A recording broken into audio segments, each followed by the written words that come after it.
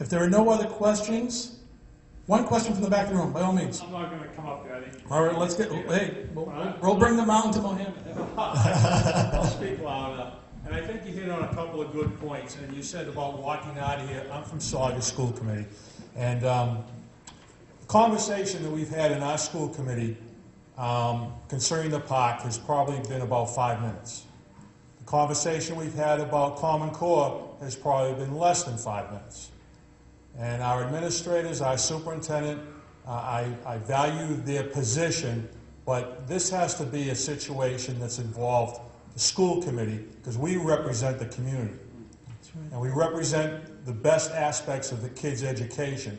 And when people drink the Kool-Aid and don't question and just go about it, congratulations to your school committee for the positions you've taken. When we were sold on the race to the top, we were told what a wonderful operation it was. We didn't question enough, and we weren't provided the information to make an honest decision, and our decision might have been different.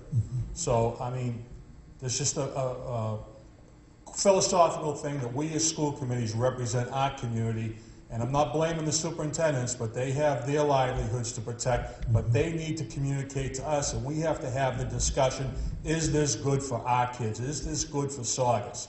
And then we go from there to the legislature, and that's where we need the legislators to step in and listen to us. Local control is where it's at for our kids in our schools.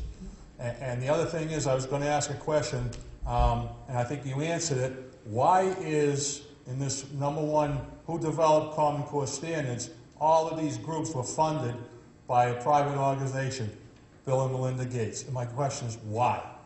It's got to be a reason for them why they're funding it, and I think you just answered it.